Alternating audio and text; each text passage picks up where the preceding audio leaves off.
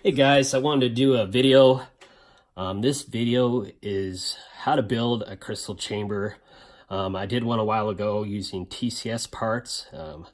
Posted a video of it showing how to make one using coaxial cable ends, thread variety. So this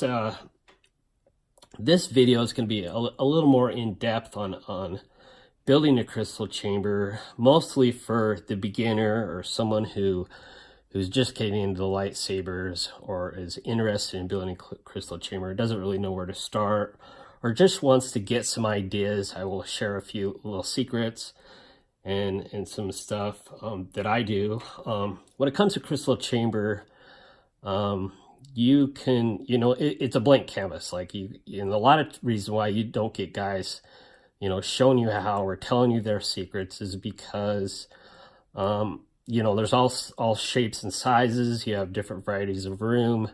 And so it just varies so much. And there's not one answer on, hey, here's how you build a crystal chamber. So I'm just going to give you some ideas. When I first started my crystal chamber, here's my first one. Now, as you can see, it's pretty barbaric looking. This is a washer that I actually bolted to my drill, and I ground it on rock and cement till it wore down far enough that it would fit in my tubing. This is a number 3 chassis disc, and I believe this is a number 5 that locks in. And then I have my variable resistor there in the crystal chamber, and so that's what I first started with. And then I started getting them moving on towards this. And this has, it's smaller. This again is the number 3 disc. And then I moved on and got into, where I'm machining brass and making different sizes of brass and putting it all together. And then I'm turning this down on a lathe. One of the problems with, getting to crystal chambers is pretty soon you need a lathe because you want to get more involved in making things. And so a lot of times it's hard without the proper tools to be able to get too deep into it, but I do want to show you a few things that can help you.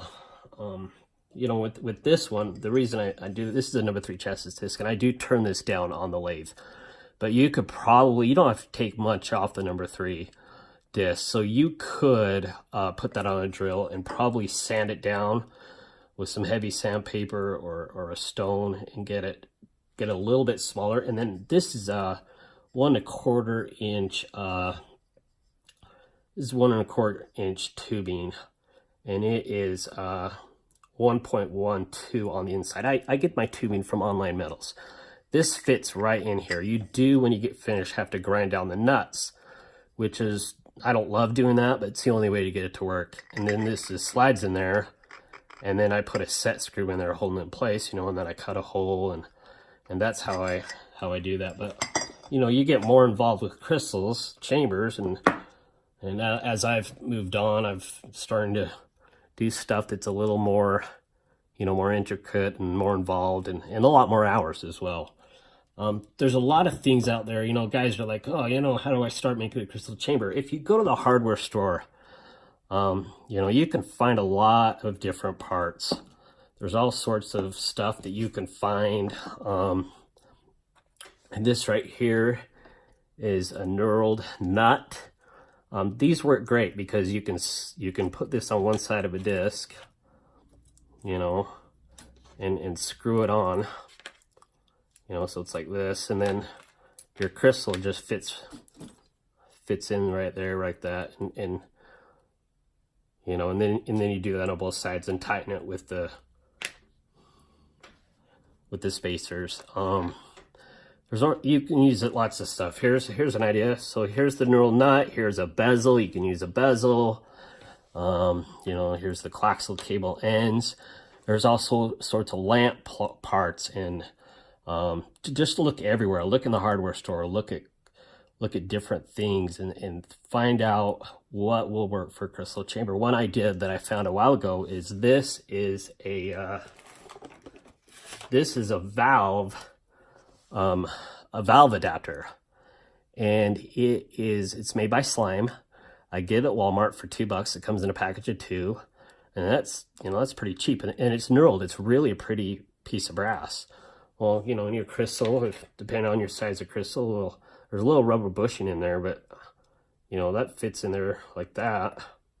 And you can put a crystal, or you can put an LED right here and hot glue it in there.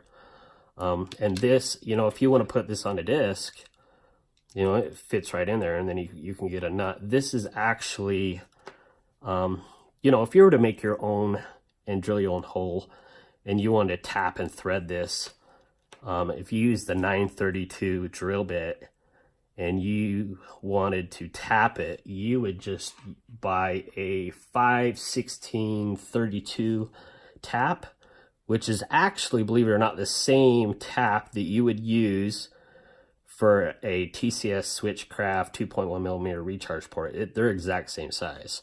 So I typically, if I want to do my own, and I put a hole through it, or if I need to drill a hole, then I usually will just tap that, and then it's secure in there. So that's a really a good way. There's all sorts of stuff. For crystal chambers, just look around. This actually came from the hardware store as well. This is a barbed, I can't remember what you call this. It's a barbed fitting of some kind where you attach a hose to one side and a hose to another, but it's barbed. You find these at a hardware store, and if you were to use this would look really cool, to put that around a crystal chamber. So there's all sorts of stuff. I buy all kinds of different variety of tubings from K&S, Precision Metals, copper and brass and metal, aluminum, stainless steel, just anything that I can find and cut. One other thing that I found was really cool is I like to buy grandfather clock movements and tear it apart, and you get brass parts like this. You get little gears and little gear posts, but those look really cool coming out of a crystal chamber, and you could see that I have some poking out there. This particular thing right here came out of an old antique clock, and it's one of my favorite little Graveleys that I've ever found. But I haven't been able to find some since, but I've found some at an old clock store. But isn't that just the coolest little thing? Some of them are pretty big, but this one was smaller, and it was able to fit in my chamber, and it just really adds a nice detail. What else I also do is I get these little boxes, and I fill all sorts of stuff in them. For crystal chambers, I got your TCS parts. These are knurled, they're kind of spacer nuts. I don't know exactly what they're called, but I find these on eBay. All sorts of little parts and gadgets to make crystal chambers with, and I just store them in these. I store them in these little crates, these little divider boxes. They're great. But anyway, hopefully this can give you an idea, or at least a start, get your wheels turned in your head on building a crystal chamber. It's a lot of fun, and I think part of the fun is finding your own parts, and coming up with your own ideas. And then, once you have a saber working and it's got your crystal chamber in it and it lights up, like it's a good feeling. It's a lot of fun. It's addicting. I won't lie to you. It gets addicting, and then pretty soon you want to build another. At least that's what happened to me. I got all kinds of just gadgets and stuff that I just saved that I don't know if I'll use it on a crystal chamber or not. This came out of a clock part, but that might look cool on a crystal chamber. Just all kinds of stuff. And then I just I tear things apart. I've torn apart DVDs, computers, just any electronic device that's going in the garbage or that somebody has that they don't want. I take it home, I tear it apart, I see if I find something in it that can make a crystal chamber. So it's a lot of fun building a crystal chamber. Those of you who are just getting into it or wanting to build a crystal chamber, I hope this video is helpful. And thank you for watching.